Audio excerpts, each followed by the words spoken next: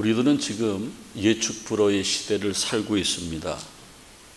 지금 편안하더라도 갑자기 우리들에게는 어려운 상황이 닥쳐올 수도 있습니다.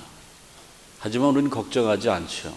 믿는 우리들은 아무리 힘들고 어려운 상황들이 닥쳐올지라도 하나님이 도와주시면은 얼마든지 회복되고 일어서고 어떤 어려움도 능히 감당할 수 있다라는 확신이 있습니다.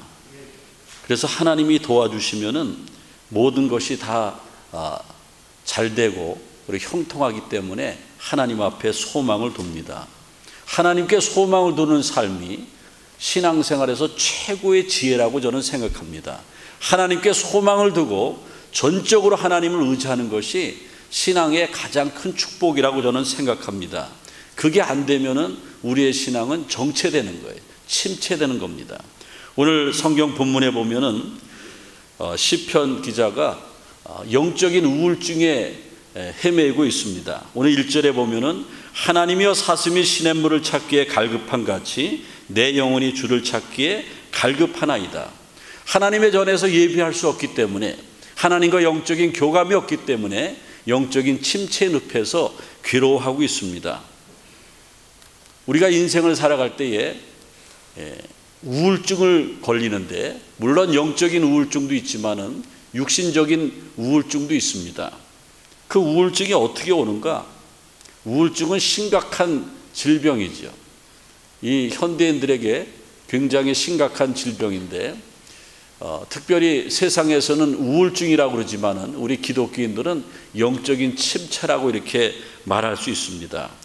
혼자 울기도 하고 화를 내기도 하고, 그리고 많은 사람들이 우울증에서 회복되지 않으면은 자살을 선택합니다. 실제적으로 우울증을 못 이겨서 죽어가는 사람들이 많이 있습니다. 우리 조국 대한민국은 세계에서 자살률 작년 통계로 세계 2위라고 합니다.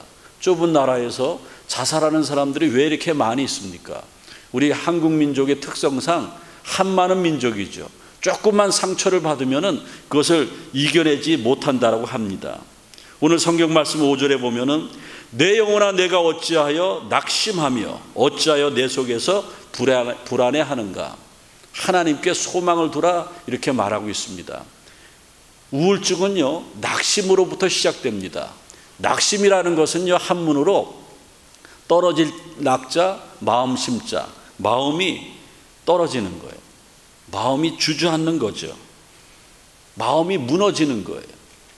우리가 즐겨 부르는 찬양 가운데 누군가 널 위해 기도하네, 거기 후렴에 보면은 누군가 널 위해 기도하네 하면서 내가 홀로 외로워서, 그 다음에 뭡니까? 그게 근심이에요. 그게 우울증의 시작이에요. 내가 홀로 외로워서 마음이 무너질 때, 그게 우울증이에요. 교회를 다니는데 왜 우리의 마음이 쓰러지고 무너집니까? 왜 우울합니까? 왜 재미가 없습니까? 왜 고난의 연속입니까? 괴롭고 답답합니까? 영적인 우울증이 시작이 됐다라는 거예요. 그래서 교회 나오기 싫은 거죠. 기도가 안 되는 거예요. 말씀을 듣고 읽어도 깨달음이 없는 거예요. 오늘 시편의 기자는 그것 때문에 하나님을 더 가까이 하고, 내가 이 침체 늪에서 어떻게 회복받을 수 있는가? 그래서 하나님께 소망을 두는 것이 바로 답이었습니다. 1933년도에 우리가 살고 있는 미국에 경제 대공황이 왔습니다.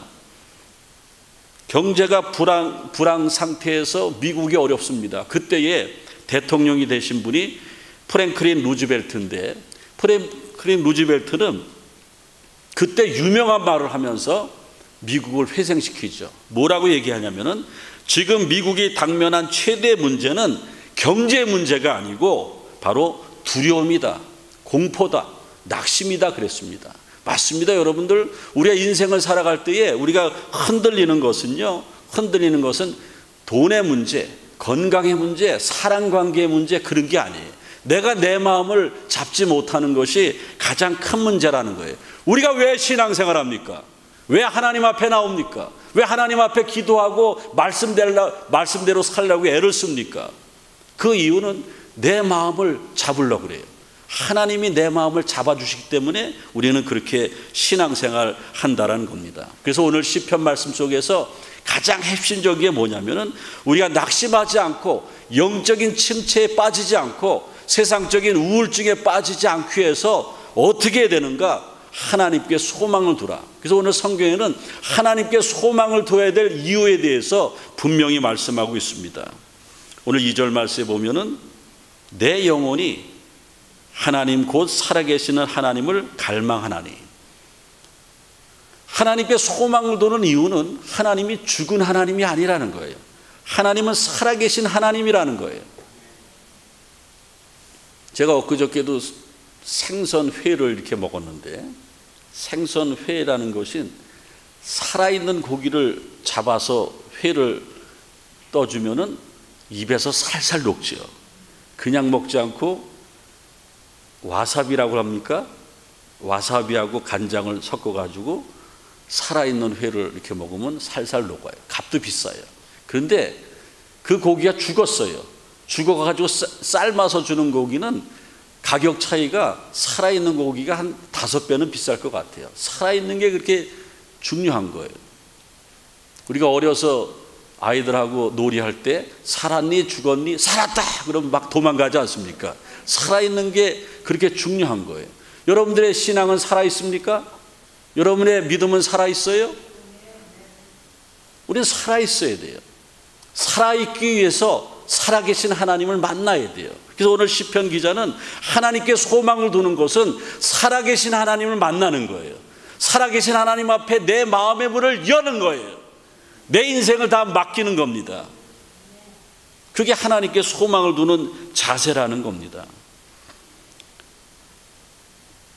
사도 바울은요, 2차 전도여행 때 유럽에서 지금 아시아에 있는데 들어와 있을 때 환상을 보죠. 유럽 사람들이 환상 중에 건너와 우리를 도우라. 아시아에서 복음을 전하려고 그랬는데 환상 중에 유럽의 저 토성, 첫 성인 빌립보에서 손짓하는 것 같아서 배를 타고 건너갑니다. 그래서 빌립보의 교회를 개척하지 않습니까? 그런데 예수를 전한다는 죄목으로 또 여러 가지 영적으로 혼란하다는 제목으로 감옥에 갇힙니다. 지하 감옥에 갇히는데 그때 바울과 실라가 살아계신 하나님을 찬양하지 않습니까? 살아계신 하나님을 찬양할 때에 옥문이 열리고 발에 착고가 풀리고 기적의 역사가 나타났습니다. 오늘 시편 40편 6절에 보면은 내 영혼아 어찌하여 낭망하며 어찌하여 내 속에서 불안해하는가? 그 얼굴의 도우심을 인하여 오히려 찬송하리로다. 우리가 힘들 때 여러분들 찬송하셔야 돼요. 저는 기도 생활도 꾸준하게 하지만은 찬송에 아주 큰 힘을 얻습니다. 저는 교회에서 혼자 보내는 시간이 굉장히 많아요. 저녁 시간에는 이 모든 교회에 저 혼자 있습니다. 제가 목 수술해가지고 음이 다 올라가지 않지만은 전심으로 막 찬양하는 거예요. 찬양하다 보면은 문제가 해결이 돼요. 여러분 기도가 잘 안 되는 분들은 찬양 한번 해보세요. 저절로 해결돼요. 찬양에는 기적의 역사가 나타나는 거예요. 병마가 물러가는 겁니다. 귀신이 떠나가는 거예요. 찬양할 때 하나님의 기적이 나타나고 찬양할 때 우리의 죽은 영혼이 살아있는 거예요. 신앙생활 할 때 내가 살아나는 게 얼마나 중요합니까? 너무너무나 중요한 거예요. 우리가 찬양할 때에 살아계신 주 나의 참된 소망 걱정 근심 전혀 없네. 제가 팁 드릴까요? 제가 저기 앞에 화면에다 써놓은 저 살아계신 주 후렴의 가사 저거만 제가 부르면 막 눈물이 막 쏟아져요. 지금도 제가 한 소절 부르려다가 설교 망칠까 봐 안 부르는데 여러분들 힘든 일이 있죠?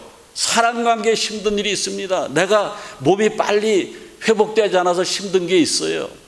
또 비즈니스에 힘든 것이 있습니다. 얼마나 힘든 게 많이 있습니까? 그때에 죽어있는 세상과 타협하지 말고 살아계신 하나님 앞에 나가야 됩니다.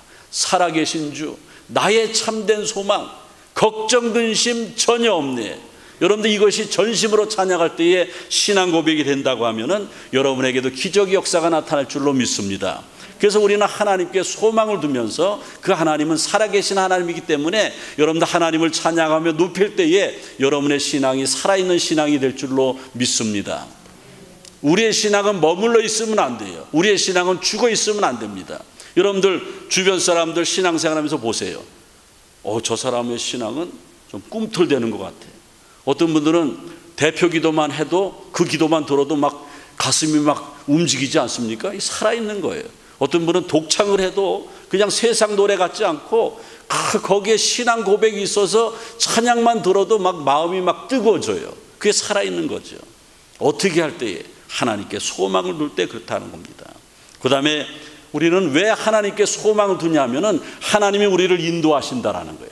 푸른 초장과 잔잔한 물가로 인도하신다라는 겁니다. 사망의 음침한 골짜기에 다닐지라도 우리를 해를 당하지 않게 인도하신다라는 겁니다. 여러분들 길이 막혀 있습니까? 사면 초갑니까? 동서남북이 다 막혀도 하나님의 인도를 받으면 하늘문이 열려 있는 것 아닙니까? 한국의 1995년 6월에 강남에 삼풍백화점이 붕괴됐습니다. 502명이 많은 부상자들도 있었지만 죽은 사람이 502명이에요. 그때에 저 삼풍백화점에 가지고 있는 저 주인들 이준 회장과 그 식구들이 지탄이 대상이 됐어요. 근데 저기 사장으로 있던 그 차남 이한상 사장이요, 자기 아버지와 함께 죗값을 치르러 감옥에 들어갑니다. 7년형을 실형을 살았어요. 실형을 살면서 철저하게 회개하는 거예요. 뭐라고 회개하냐면은, 하나님, 삼풍백화점이 무너져서 희생당한 분들, 그 식구들에게 평생 속지 않은 마음으로 살겠습니다. 7년 동안 그러고 살았는데 감옥에서 저 이한상이라는 그 아들이, 사장이 변화됐어요. 감옥에는 교회들이 있습니다. 거기서 성경 공부하면서 인생이 막 달라지는 거예요. 그리고 거기서 하나님의 인도를 받았어요. 여태까지 하나님의 인도를 받은 적이 없는데 하나님의 인도를 받고 보니까는 재산 다 몰수당했어요. 전과자입니다. 7년을 살고 나옵니다. 그리고 그 안에서 철제 공장에서 열심히 일을 했어요. 그러다가 하나님의 철저한 은혜를 받고, 하나님 어떻게 하면 좋습니까? 내가 하나님의 인도를 받고 하나님의 사람이 됐는데 어떻게 하면 좋습니까? 그러니까는 너도 사람들을 인도하라 그러는 거예요. 오늘 4절에 보면은, 내가 전에 성의를 지키는 무리와 동행하며 기쁨과 감사의 소리를 내며 그들을 하나님의 집으로 인도하였더니, 4월 9일 부활절에 여러분들 1명 이상씩 전도하라고 하는데 한 걱정이 많습니다. 어떤 분은 저한테 조금 이렇게 애교를 트는 거예요. 목사님, 난 다 하는데 전도는 못해요. 전도는 못해요. 이해하시죠? 제가 뭐라고 그래요? 이해하죠. 그래서 사람 인도하는 거 쉽지 않죠. 그것도 식당으로 인도하는 것, 또 유원지로 인도하는 것, 사람들 좋아하는 거, 즐기는 대로 인도하는 걸 쉽게 가는데 교회로 인도하는 건 안 돼요. 어떻게 하면 되는가? 내가 하나님 앞에 이끌려야 돼요. 내가 이끌림을 받을 때에 다른 사람을 인도할 수 있습니다. 왜 하나님의 도우심을 바라고 하나님께 소망을 두냐면은, 저 이현상 씨 선교사가 됐어요. 지금 몽골의 선교사인데 평생 사지 않은 마음으로 지금 아무것도 없이 이제 선교지를 가서 아주 대단한 활약을 하고 있습니다. 그러면서 저분의 고백은, 하나님이 나를 죄악의 구렁텅이에서 인도하셔서 나에게 사명을 주셔서 나도 사람들을 인도하는 삶을 살고 있다고 고백하고 있습니다. 얼마나 중요한 인생입니까? 우리는 우리의 자녀들을 책임져야 돼요. 내 자녀들을 주께로 인도하는 것이 부모의 영적인 책임입니다. 아직까지 믿지 않는 부모들이 있다고 하면은 그 부모님에게 최고의 효도는 구원받아서 천국 가게 하는 것이 최고의 효도라는 겁니다. 하나님께 소망을 두는 자, 하나님의 인도를 받고 다른 사람을 하나님께로 인도하게 된다라는 겁니다. 여러분들 과거에 연연하지 마세요. 제가 미국에 와서 목회하다 보니까는 왕년에 다 잘 나갔던 사람들만 미국에 살더라고요. 왕년에 그냥 휴대폰에 사진을 쫙쫙 보여주면서 제가 이랬습니다. 죄송하지만은요, 왕년에 그건 하나님과 안 통합니다. 하나님은 과거의 하나님이 아니에요. Now and here, 지금 하나님이에요. 지금 내가 하나님께 소망을 두는가, 과거는 상관이 없어요. 과거에 아무리 뜨겁게 전도하고 기도하고 헌신했는데 지금은 내 영이 죽어 있는데 무슨 소용입니까? 지금이 중요하죠. 하나님께 소망을 둘 때에 지금 내 신앙이 뜨거워질 줄로 믿습니다. 그럴 때 하나님의 위로를 받고 또 인도를 받는 것이에요. 그 다음에 오늘 하나님의 말씀, 본문으로 선택 안 했지만 그 뒤에 있는 말씀 9절에 보면은 내 반석이신 하나님께 말하기를 어찌하여 나를 잊으셨나이까. 오늘 시편의 기자는 왜 하나님을 의지하며 하나님께 소망을 두냐면은 하나님이 나의 반석이라고 그랬습니다. 뉴욕 갔다 오신 분들은 맨하탄을 다 갔다 왔는데 뭐 엄청난 빌딩들이 있고 뭐 대단하지 않습니까? 근데 맨하탄이 조그만 섬이에요. 지금은 다리 건너서 가기 때문에 섬인지 모르는데 섬인데, 그게 사실은 섬이라고 하면은 모래 지역인데 그 섬 같은 거기에 막 100층이 넘는 저런 마천루 같은 빌딩들이 막 있어요. 그 이유가 뭔지 아십니까? 맨하탄이 작은 섬이었는데 그 집안이 모래가 아니고 암반이라는 거예요. 큰 바위 덩어리라는 거예요. 그러니까 거기다가 막 구멍을 뚫어서 기초를 해서 올리면은 100층, 120층 막 올라가는 거예요. 그리고 맨하탄 가보면은 라디오시티 빌딩, UN 빌딩, 클라이스 빌딩, 그 다음에 9.11 테러 당해서 쌍둥이 빌딩이 있었는데 지금 또 새로 졌지 않습니까? 저런 빌딩들이 유지하고 있는 것이 기초가 든든해서 그렇습니다. 여러분들, 우리가 왜 하나님께 소망을 둡니까? 우리 인생의 기초가 든든하면은 어떤 우겨 싸움을 당해도 우리는 승리할 수 있습니다. 우리 인생의 기초가 누굽니까? 오늘 반석이신 하나님 그랬지 않습니까? 왜 하나님께 나가며 하나님께 소망을 둡니까? 하나님이 내 인생의 기초가 되어주시고 암벽이 되어주시기 때문에 우리는 하나님께로 나간다라는 겁니다. 이제 오늘 하나님의 말씀을 마치겠습니다. 여러분들, 누구에게 소망을 두고 삽니까? 자식들에게 소망을 둡니까? 천만에 만만해. 여러분들, 내 자녀들이 내 인생을 대신하지 않습니다. 훌륭한 내 남편에게 소망을 둡니까? 내 남편도 머지않아 죽는 거예요. 다 우리는요, 사람을 의지해서는 안 되는 거예요. 우리가 신앙생활하는 것은 하나님을 의지하고 하나님께 소망을 두기 위해서 그렇게 한다라는 겁니다. 인생은 계속해서 힘들고 어려운 일이 닥칠 겁니다. 하지만 우리 힘으로는 불가능하지만은 하나님께 소망을 두면은 어떠한 고통도 어떠한 힘든 일도 극복하고 나갈 수가 있습니다. 그리고 하나님께 소망을 두고 하나님을 의지할 때에 내 신앙이 달라지는 거예요. 내 신앙이 막 뜨거워지는 겁니다. 죽어있던 내 영혼이 살아나는 거예요. 여러분들, 우리가 언제까지 이렇게 주저앉고 신앙이 머물러 있어야 됩니까? 남들처럼 뜨겁게 한번 찬양해보고 싶지 않습니까? 사순절 고난주간이 다가오는데 남들처럼 뜨겁게 기도하면서 예수님의 사랑을 흠뻑 체험하고 싶지 않습니까? 우리는 충분히 할 수 있습니다. 사탄 마귀가 막고 있어요. 하나님이 나의 전부입니다. 하나님이 나의 소망입니다. 하나님께 소망을 두겠습니다. 90%가 아니고 100% 하나님께 맡기겠습니다. 그렇게 할 때에 여러분의 인생이 복된 인생으로, 안전된 인생으로, 하나님이 함께 하시는 축복의 인생으로 바뀌어질 줄로 믿습니다. 하나님 감사합니다. 하나님 감사합니다. 오늘 시편 기자가 고백하는 것이 우리의 고백인 줄로 저희는 믿습니다. 우리도 불안해하고 근심 걱정이 많이 있습니다. 신앙생활을 하면서 교회는 다니면서 하나님께 소망을 두지 못하고 있습니다. 내가 가지고 있는 재산에 소망을 두고 있고 또 식구들에게, 친구들에게 소망을 두고 있습니다. 하나님, 우리의 아버지 심령이 바뀌어지게 도와주시옵소서. 그래서 우리의 심령이 뜨거워지며 우리의 영혼이 살아나게 도와주시옵소서. 하나님을 의지하며 하나님께 소망을 두는 자 복된 인생이라고 그랬는데 하나님이여, 복 있는 인생을 살아가게 도와주시옵소서. 우리 구주 예수님의 이름으로 기도하옵나이다. 아멘. 우리